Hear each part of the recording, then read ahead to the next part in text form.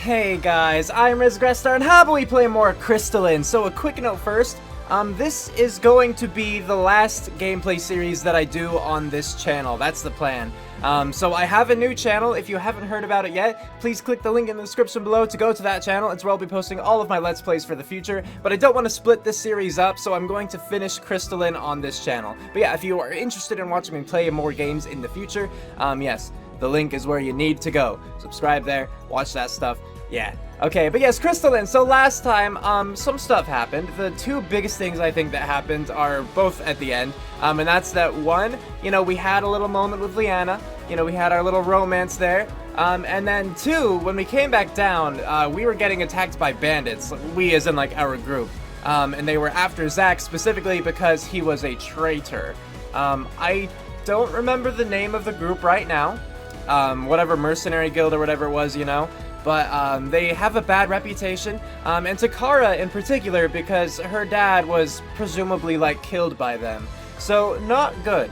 But by this point, all of us, like, there was some tension, but all of us have, kind of explained the situation, or Zach did and we listened kind of thing.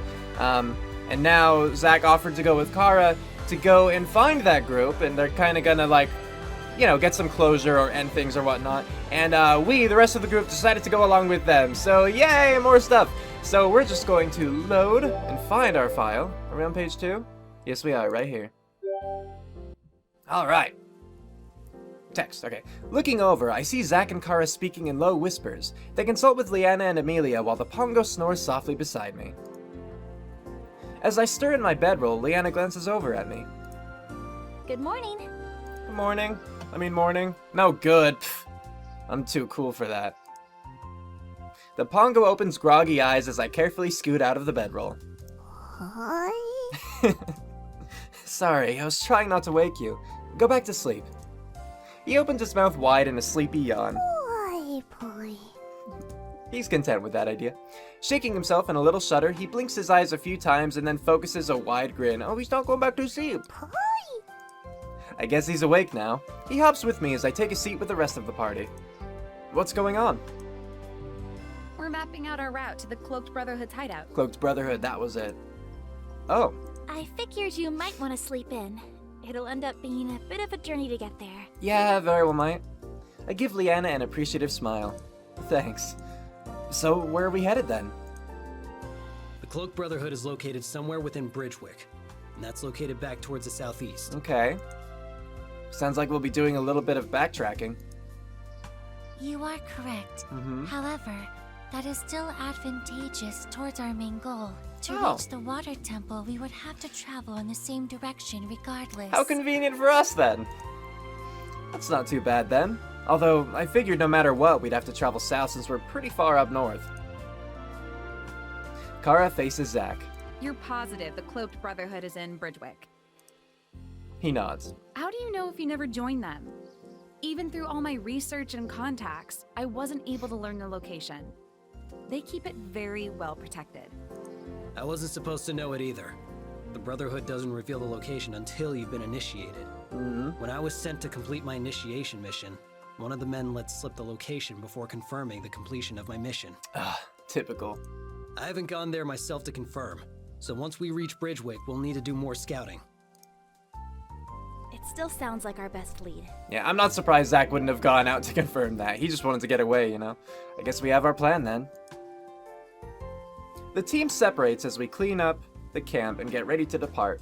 Then we begin the trek towards Bridgewick. Cool. It takes us a few days to travel back south. Even though the mission of our journey has changed, Liana still has me follow a strict training regimen. We continue to practice sparring and casting, and I feel myself improve with each session. It won't be long before I can beat Liana in a match without resorting to cheating.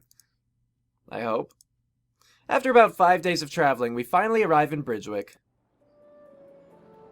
The cobblestone streets are paved and well kept. As we pass through the marketplace, I hear the growing voices of peddlers advertising their wares. More traditional shop fronts line the streets, and a few shopkeepers chase away any tent set up in front of their stores. That's fair. The Pongo buries his face into my neck as we walk through. People bustle about as they shop. Everything about this town feels strangely ordinary. If I didn't know any better, I wouldn't have guessed there's a dark guild hiding beneath this ordinary facade. Huh, What is it? This place seems kind of pleasant. What were you expecting? Something more like a Wolf's Den vibe, honestly. Hiding someplace unremarkable is a pretty good strategy. Yeah? They don't typically see too much crime here. So, we know when I glanced at it kind of thing, I read it as they don't typically see too much anime here. Little different. I wonder how much influence they have on the townsfolk here. Probably very little. I'd guess that most of the townsfolk don't even realize that the Brotherhood is even here. Assuming they are.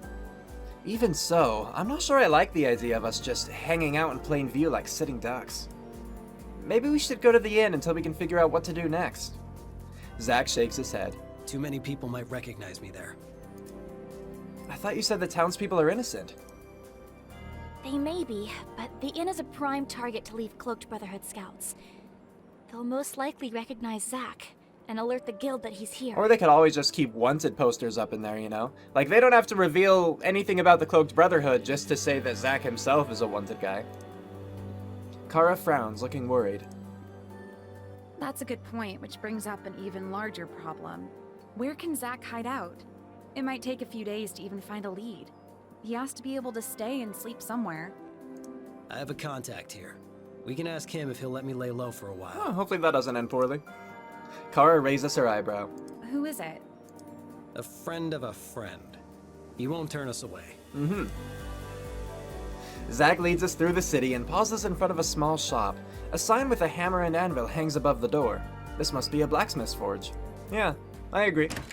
He opens the door and a small bell dings above our heads. Weapons line the wall, their blades winking in the light. I can hear the faint sound of a hammer smacking against metal as an orange glow flickers down the hall. We wait a few minutes to see if anyone comes out. When no one does, Zack leads us into the back where we see a man. His face is sweaty and wrought in concentration as he hammers a blade. Sparks fly when he hits it. The constant hammering is making my ears ring. Zack steps out of the doorway, his shadow casting over the man's work. Hey. The man looks up and blinks. Oh, good afternoon. He wipes his forehead with the back of his arm and smiles. Sorry to keep you waiting. It's usually pretty quiet up front at this time. What can I do for you? I thought I heard like the sloshing of water. That was weird. Are you Adrian? His smile remains on his face, but a line of tension creases his brows. I am. Who's asking? I'm a friend of Damon. Adrian's eyes widen and he lets out a long, slow breath. That's a name I haven't heard in a while. He always spoke very highly of you. Said the only blade worth having was the one forged by Adrian. And I have this stupid thing! Adrian laughs, a deep, throaty rumble. And then he switched to discharges. Lost out my business when that happened. His expression softens as he takes a closer look at Zack. You that boy you took in? Although, you're not so much a boy anymore. Zack. Adrian nods. I'm sorry about what happened to Damon. You didn't deserve to go like that. No, he didn't. Zack lowers his head so his hair falls into his eyes. Zack isn't usually this emotional. Whoever they're talking about, he must have meant a lot to Zack. I mean, if you consider the fact that apparently this dude took him in as a boy, yeah. Anyway, Damon was like a brother to me, and I know how much he cared about you. He wouldn't stop talking about how you were going to be one of the best mercs out there, maybe rivaling even him. Anything I can do to help, you just let me know. A friend of Damon's is a friend of mine. Zack nods. He takes a moment to recompose himself, then looks back up. I appreciate the offer. In fact, I do have a favor to ask. Would it be alright if I lay low here for a while? The blacksmith strokes his chin, smearing soot across his jaw. I notice the skin on his forearms look like it's been melted, and it takes me a moment to realize that they're burn scars. I won't ask why, but can you promise me you won't bring anything back to my shop? I don't need any trouble here. I don't think we could promise that, but I feel like you will. I promise. Yeah. I won't be involved at all. He grins a little and nods. Then, feel free to stay as long as you need. Thank you. The rest of you going to stay here too? We should be good not to. Leanna shakes her head. It's a bit crowded in here, and we've got some things to take care of first. What? That's right. Adrian eyes the Pongo warily. The Pongo shrinks from his gaze. He wobbles over to my legs and hides behind me. Well, actually, the Pongo might stay. You'll be on your best behavior, right? He grins up at me and cuddles against my leg. Boy. Just in case, I reach for a small crystal stacked on the shelves and fish for a handful of coins which I offer to Adrian. Is it okay if I buy this? He accepts my coins. I probably gave him like way too many. I offer the crystal to the Pongo, who excitedly snatches it up. He wiggles happily in a little jiggle dance. Boy. I mean, do I have experience yet with actually like purchasing a lot of things? Are there price tags that are like, this costs 3 coins, you know? Or did I really just like, this should do it, you know? Leanna melts as she watches the Pongo. Aww. He should be good to go and won't touch anything else in the shop. Hopefully. Satisfied, Adrian nods. All right, you can stay. Kara touches Zach's arm. We'll be back as soon as we can. He nods but doesn't say anything. Kara gives him a gentle squeeze before we return to the main room. We pause before leaving the shop. Once outside, I face the remainder of our party. Alright, we've got to find the location of the Cloaked Brotherhood's hideout. It'll make more sense if we split up to find information. Fair enough. Agreed. Our best course of action is to investigate in pairs. That way, should anyone befall any trouble, they will not be alone. Right. Good thinking. Amy and I will start in the north of the town, while you two start in the south. We'll meet up back here afterwards. Okay. I was almost expecting to be able to pick the pairs, but I guess it makes more sense just to ship us. Once agreed, we split up. Leanna and I head off in one direction while Kara and Amelia go the opposite way. Leanna and I pause at the marketplace. I'll scout some of the buildings out around here and see if I can find any unusual activity. Then shouldn't I with you? Because the point was that we would go together. Okay, if you ask around inside, I can look around out here in the marketplace. She grins. Sounds like a plan. Hopefully none of us get murdered! She heads off. I turn around and scan the area. Ask the shady-looking group hanging out near the alleyway. Ask the mother with her child. Ask the guards.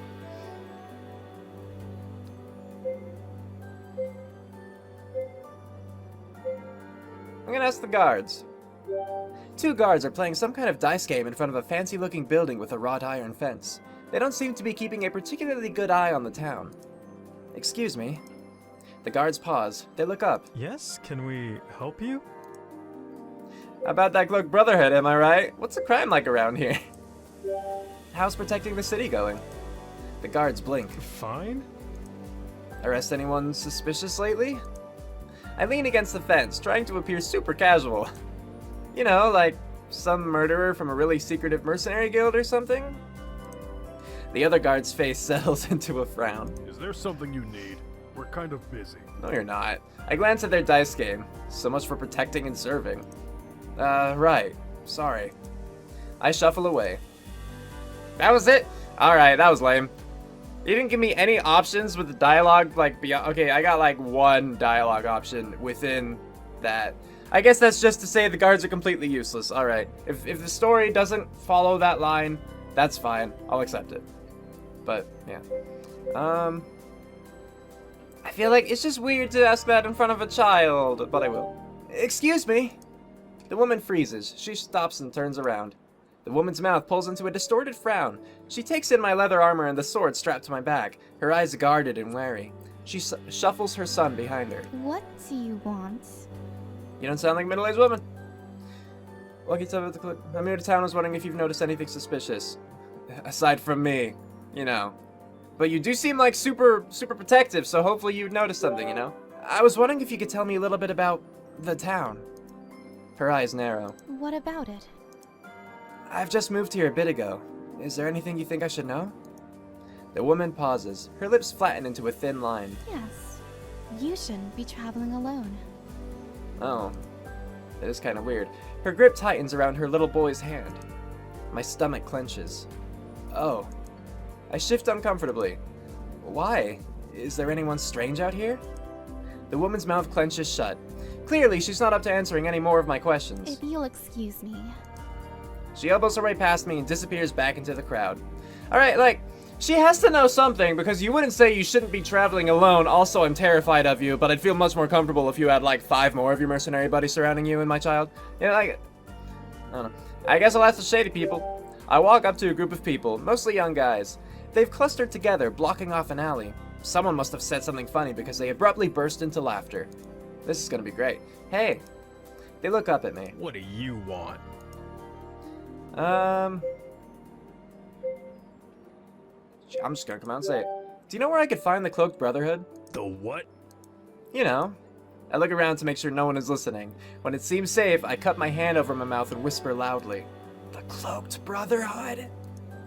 I wink, a little more exaggerated than necessary. When they don't respond, I elbow the first guy in the ribs. You know, the Brotherhood? Eh? Eh? The group stares at me like I've just spoken another language. The first man shoves my elbow away. His face curdles into a growl. What are you talking about? Get lost. I leave before any trouble starts. Maybe that wasn't the smartest thing I could have said. Well, none of the options are smart. Because you're not charismatic. You're a bit of an idiot, main character. That wasn't as successful as I'd hoped it'd be. I search for Leanna and find her outside one of the buildings. Though, I guess, you know, like, it's another one of those cases where, to be fair, I don't think that any of those options would have led to success. I think it's just to show that, like, look, you asked around, you asked a lot of different kinds of people, and you still found nothing. The Dark Brotherhood really is keeping under wraps, you know, that kind of thing. But I will maintain that the main character seems like a bit of an idiot. I search for Leanna and find her outside one of the buildings. Any luck? She shakes her head. Me neither. Maybe we should head back and see if the others have had more success. I will also say, though, that while it's fine if the story is like that, again, they're just showing that you did exhaust your options, and, you know, and even if the main character is an idiot, if that's fair to say, I do think that it's a little poorly done just to make it forced that way, I suppose. You know what I mean? I mean, again, within, like, we would select which person to talk to, and then we had one dialogue option. I mean, okay, we had two options, but, like, we had one choice to make, you know? And then that choice, it just kind of went wherever. You know, I asked the thugs about the Cloaked Brotherhood, and then suddenly I'm like, come on, guys, you know what I'm talking, you know, like, I'm suddenly that guy.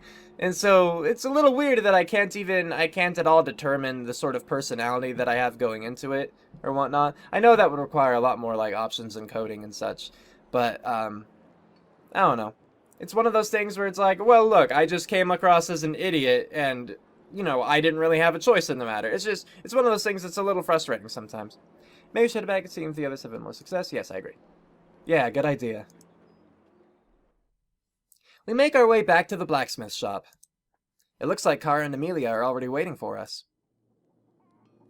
There you guys are. I don't think we should be meeting here. I mean, the point of us being here was to have Zack... was to give Zack a safe place. But, like, if the four of us are all looking around asking about the Cloaked Brotherhood, the Cloaked Brotherhood might hear about that. They might start following us. And then if we all meet back at the blacksmith shop, they're gonna know to look for us here. And then they might find Zack. Like, I just feel like we're defeating the whole purpose. We should just be meeting up at the inn like usual. Like, there we might get caught too, yeah, but then we wouldn't put Zack in risk. Or at risk, whatever. So... Kara splits into a bright smile when she sees us. She seems to be in a good mood. I hope this means you found something. You bet. I think I got a lead. See, she found a lead, and that's why we didn't. I raise my eyebrows, impressed. Really? She nods. I noticed there were a lot of people going in and out of this one area. It might be nothing, or it could lead us exactly where we need to go. Leanna nods in agreement. That sounds like our best bet. We should grab Zack and get going. I guess. I thought we were planning on doing this in like a multiple day thing. Are we just gonna be like, hey look, we found something that might be suspicious. Let's go all in. We're grabbing Zack. We met up with Zack and fill him in on what we found. He straps on his dischargers and together we head out of the shop. I think they're rushing it a bit. I'm just saying. Kara takes us through a shortcut in the city, hitting more isolated streets. The fewer people who see Zack, the better. She steers us into an alleyway and then turns another sharp corner. Right here. She gestures to a house. I squint at it. It doesn't look any different than the other houses in this city. What exactly am I looking at? This place doesn't seem like much, but I've seen people come in and out. If this was someone's home, you'd expect to see the same person there all the time. But that's not the case. Gotcha. Let's check it out then. Kick open the door. There's a man stationed right outside the home, but Zack easily knocks him out. Hopefully he's guilty. As we enter the house, the first thing I see is a rickety dining table in a meager kitchen. Sunlight slices across the floor from a single window. I notice a red flap covering the entrance to what might be another room. Kara walks around the room, testing the floors and walls for any creaking or hollow sounds. She shoves aside a curtain to expose a blank wall. Pushing against a knot in the wood, the wall swings back to reveal a doorway leading to an underground staircase. Oh. I wait for Kara to grin or make one of her usual jokes, but she doesn't. Instead, her jaw clenches. She looks nervous. We all stare down into the dark. Let's go. I mean, she was excited about getting the lead. I think she'd be at least a little excited here. Or, rather, I would expect her to be like jaw clenchy back then, and then now. I stiffly nod. We descend down the stairs. I don't know if you need down. I feel like that's a little redundant. You could probably just say we descend the stairs, or we go down the stairs. I don't know. Descend down. I mean, you can only descend down. That's what descend is. A bright light bursts through the dark. At the bottom of the steps, I can hear two male voices. Whoever it is, it sounds like they're laughing and joking with each other. Oh, I heard a murder! Zack draws his dischargers. There's a crack and then a flash of violet light. The sentry grunts in pain and collapses before he even has a chance to sound the alarm. Both of them? I dash down and ready my sword. It's minigame time, or is it not? It is minigame time, I was right. Click the magic icon. Alright, sword, helmet, spark, double sword, X, shield, X. Yeah, I'm a winner. Okay. The guard cuts at my face with a sword. I lunge, blocking him with a spray of sparks. My manipulator glows and I hack at him again. He cries out, struggling to keep up. With a final swing, his sword clatters to the ground. With the sentries disposed of, we step past them and follow the hallway. Zack leads the way as the hall opens up into a large room. It's darkly lit with deep wooden tables. It looks to be some sort of guild hall. Or guild hall, I don't know. There are alcoved areas branching from the main hall, one of which is guarded. That's not a full sense. If I had to guess, the ledgers are probably stored in that room. The others must have come to the same conclusion as we creep closer to get a better look. A floorboard creaks and another bandit hears us. He scrambles for the discharger at his waist, but he's not fast enough. Leanna shoots her hand out and Windgale blasts him away. Let's go. We walk around the bandit sprawled across the floor and follow Zack into the room. So quiet now. A man looks up at us from behind a desk. He has a shock of red hair and a few scars across his face. Hey, you can't be back here. This is for authorized... Don't tell me what I can and can't do, Vare! He freezes, the words caught on his lips, then his eyes widen. Zack? A heavy pause. Zack's face is taut with shock. It can't be. There. Vare, no! Vare gapes at him, then his expression melts into a wry smile and a laugh bubbles out of him. Of course it's you. It's always you, isn't it? Zack's face is frozen with shock and confusion. There. You're alive. Yes, and I'm just as surprised to see you, too. Although I really shouldn't awkward. be. I should have known better. To see you, too. What are you talking about? Where have you been this whole time? Who's Vare, Zack? Vare shakes his head. A bit slow on the uptake. Honestly, I expected better from you, Zack, the prodigal son. Also, just wondering, if he's a con, would that make him a conveyor? Zack's jaw clenches. You've been here with the Cloaked Brotherhood. I don't understand the tension here because I don't know who this guy is. Vare's, like, because it's not Damon. Unless Damon has a nickname. That's Vare. Vare slides into a slippery grin. There you go. I knew you'd get there eventually. Zack's eyes darken to the color of a storm. A very dark storm. Our last mission together. You, me, Damon, and the others. We had to transport the weapons. Seemed easy enough at the time. You were there on the crystal rail with us. But you weren't there when they all got attacked. Vare's mouth curls into a snarl. Apparently, neither were you. No. I was sent to look for you. We thought maybe something happened when you didn't return from scouting. Vare scoffs. Damon couldn't even trust me to do one thing. He sent you to fix it for me, didn't he? He was worried about you. That's what happens when you're part of a team. Don't give me that bullshit. Vare's eyes narrow. He grips the back of his chair so hard his knuckles turn white. The words flow out of his mouth like poison, each one more more clipped and venomous than the last. Damon only cared about you. The rest of us only mattered in how we compared to you. You got some daddy problems? That's not true! How would you know? I knew Damon. He cared about all of us. We were a family! Vare croaks out a laugh. You're still just as naive as before.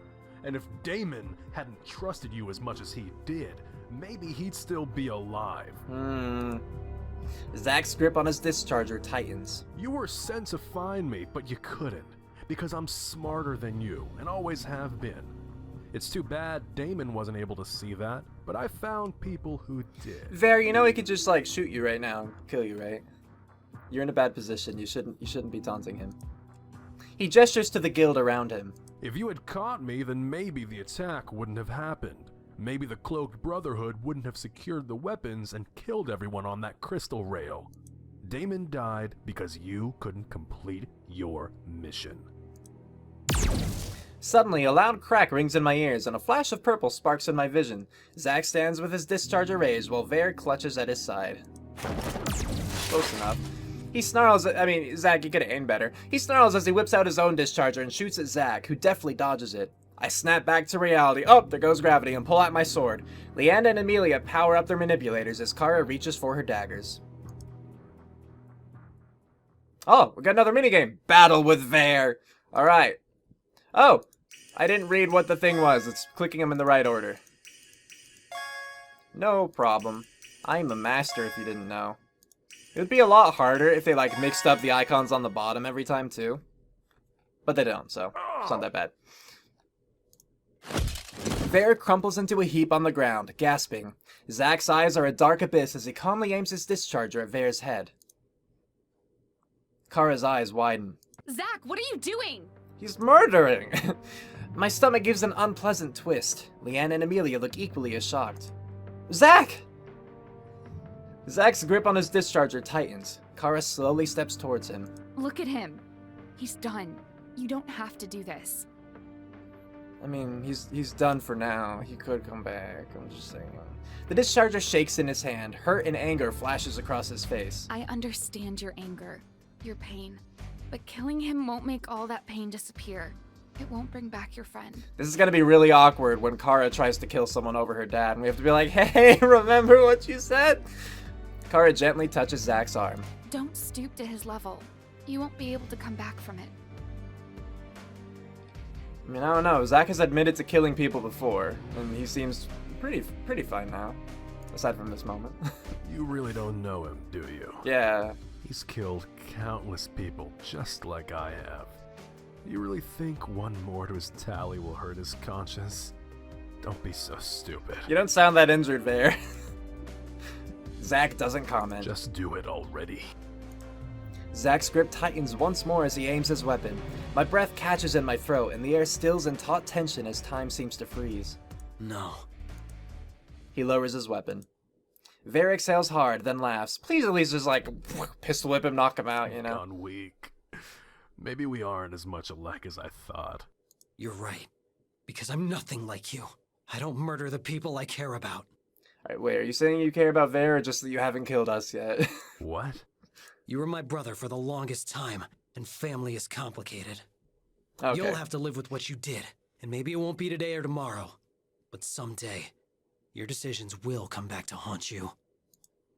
Vare scoffs. That soft heart is what got Damon killed, and what will eventually kill you, too. Thank you.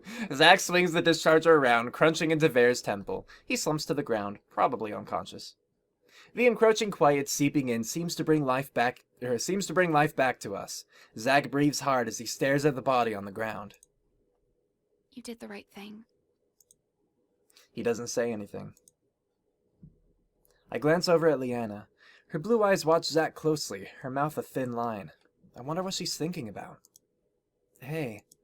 She glances at me and gives me a small smile. Hey.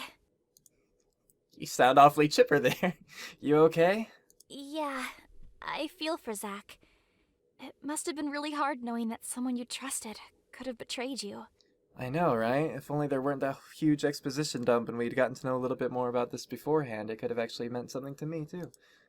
Yeah. I hear a soft rustling and see Amelia rummaging through the through the bodies. Through the books. That's a little different. Amy? She looks up. Yes? Are you sure now is a good time to be doing that? I mean, aren't we... Yeah, we're supposed to be doing The goal this. of this mission is to acquire the ledger which contains information regarding Kara's family.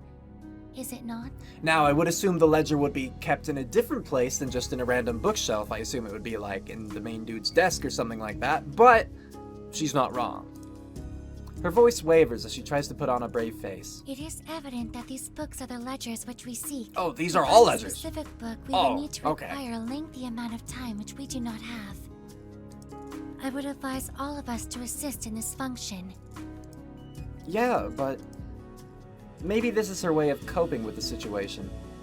I gesture towards Zach. He shakes his head. Amy's right. We need to find the ledger and get out of here. He shakes out of Kara's grasp and begins pulling out books. What date should we be looking for, Kara? Okay, I have to ask really quickly, how many people were in this guild? We took out the one dude who was... Excuse me, we took out the one dude who was outside, 2 sentries, and then we have Vare.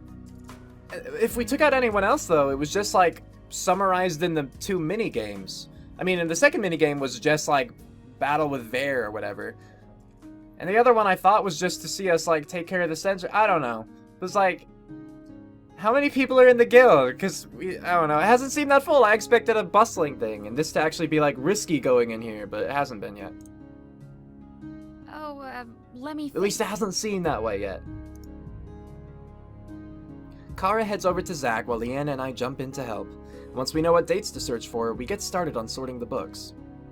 We work tirelessly, glancing behind us every so often to see if anyone's noticed us. Then, Zach wordlessly hands Kara a ledger. Because the thing is like... Why would there be ledgers, like, at the very beginning of the guild? No, ledgers should be kept near the back. Because, yeah, you know the reason that ledgers are, like, so often sought after? It's because they could really destroy any sort of shady business. Her eyes search his as she takes the book with trembling hands. Is that the ledger we require? Kara nods, but doesn't read it. We wait awkwardly, but Kara doesn't move. Why don't we just take it with us? We can read it at a more fitting time. Right now, we might have to get out of here before more of the Brotherhood finds us. I really hope that's the right ledger, then. Yeah. Kara shakes her head to clear her thoughts, and her voice grows stronger. I mean, you're right. We need to get out of here. Amelia grabs a few more books and tucks them under her arm. What are you doing? I'm acquiring proof should we wish to alert the proper authorities about the Cloaked Brotherhood. Good plan. Good idea. I think those will be enough, though. Let's go. The group nods and we slip out of the room. Also, taking more ledgers makes it a little less suspicious because that way they can't pinpoint a single, like, time frame, you know? Like, if only one ledger was missing, they'd be like, which one is that? Like, what dates does it cover? What missions were those or whatever? And then they could potentially pinpoint at least a handful of people who could potentially have wanted that particular ledger. I follow the group through a corridor and we navigate to the exit. The sky is a canvas of darkness when we exit the house. Bright stars prick holes in the inky blanket of night. I let out a soft breath of relief. We made it. Zach marches ahead of us. He approaches the first guard we find. I mean, okay, not that that whole ledger thing matters, again, them being able to pinpoint when we left, like, the guards alive. Especially Vare, because he, like, the other guards, they could maybe describe Zach and the rest of us, and maybe someone will understand, but Vare definitely knows who we were, at least Zach. The guard stiffens as Zach approaches, taking in his black coat and scarf. Can I help you? He said that like the same way you asked me. Am I that intimidating? We discovered something that might be interesting to you. Oh? There's a band of dangerous mercenaries living in this area. They're called the Cloaked Brotherhood, known for taking on jobs which hurt innocent people. We've just discovered their home base. Excuse me, Zach, it's jobs that hurt innocent people. The guard looks surprised. I've never heard of this group. That's the point. He seems dismissive and skeptical. It's pretty hard to believe that a dangerous organization has been in this town the whole time without our knowledge. They don't operate openly. Still, the guard seems unconvinced. Zack shoves the 3 books Amy grabbed from the ledger room at him. Here's a list of some of their targets, and these are just a few of them. There's a whole room full of even more names and missions. The guard rolls his eyes as he opens the first book, but his jaw tightens as he flips through the pages. These are death dates. Yes. He continues to flip through the book, quite loudly, then opens up the second. Look how far back these dates and names go. They've been operating for a while. The guard snaps the book shut, his mouth frowning in obvious distaste. Where did you say you found this? His voice is hard and his eyes steely. Doesn't show. Zack points to the house. There's a hidden doorway behind a curtain in the front room. You'll need reinforcements. I'll look into this. If all of this is real, then there are serious crimes being committed. Yeah. His demeanor changes completely from the bored, listless man we approached. His footsteps are brisk and sharp as he seeks out his fellow guards. Kara is still clinging to her book. She clutches it to her chest. Zack notices Kara's expression. Come on, let's go to the inn. She furrows her brows. What if someone sees you? It doesn't matter anymore. The scouts will return to headquarters to discover an army of guards storming the place. I'll be the last of their worries. Hopefully that's true. That's true. Kara sounds like she's still in a daze as Zack steers her towards the inn. The rest of us follow silently behind her. When we arrive at the inn, we hurry upstairs, walking faster than normal. Zack doesn't stop to make eye contact with any of the other patrons, even though a few of them do a double take. I guess we have a room. Kara goes into her room. Zack follows her and swings the door shut behind him, but it catches on the back of his heel, which stops it from closing all the way. He must have a one-track mind because he doesn't seem to notice. Are you sure you want to do this? Wait, does that mean that we're outside? Am I just like eavesdropping right now? Kara takes a deep breath. Yes. She closes her eyes. No. Her face twists. But I need to. I need to know. Take your time. Whenever you're ready. She nods, not meeting his eyes. We should go. We should leave, but Leanna and Amelia stand on either side of me, rooted to the spot. Even the Pongo is still and silent. After what seems to be an eternity, Kara flips through the book, biting her lip. There's a lengthy pause. I can see her eyes flicker across the page. She freezes. A visible weight seems to leave Kara's body. The book goes limp in her hand, hanging wide open from her fingertips. I don't think she even realizes it's still there. At least now I know. Heartbreak flickers across Leanna's face. Oh. Oh, Kara. I'm so sorry. My chest gives a painful tug. Are you alright? Kara nods. I'm fine. Aww. But her voice is tight. You see? And like the guard, you can actually tell. She tries to put on a smile, but can't hide the pain from her face. Zack takes a step towards her. He touches her arm, and something in Kara's expression changes. I'm fine. Really. Oh, no face is so sad. I know. Kara's eyes begin to shimmer with tears. She shakes her head. I know. Gently, he folds her into his arms. The ledger falls to the ground with a soft thud. Her voice cracks as she tries to hold back tears. Aww, that's a sweet picture. I mean, it's sad, but it's sweet, you know. Zack's arms wrap tightly around her. She clings to him and she can't hold back any longer. They stand there together, Kara's body shuddering from her deep sobs as Zack holds her, as strong and steady as a rock. My heart caves. I want to help, but I don't know what to do. Leanna touches my arm. We should go. I nod. Giving them some space is maybe the best thing I can do for her, or for her and Zack at this point. Leanna and Amelia slowly walk away. I reach out and gently shut the door, following after them. Cue outro, go!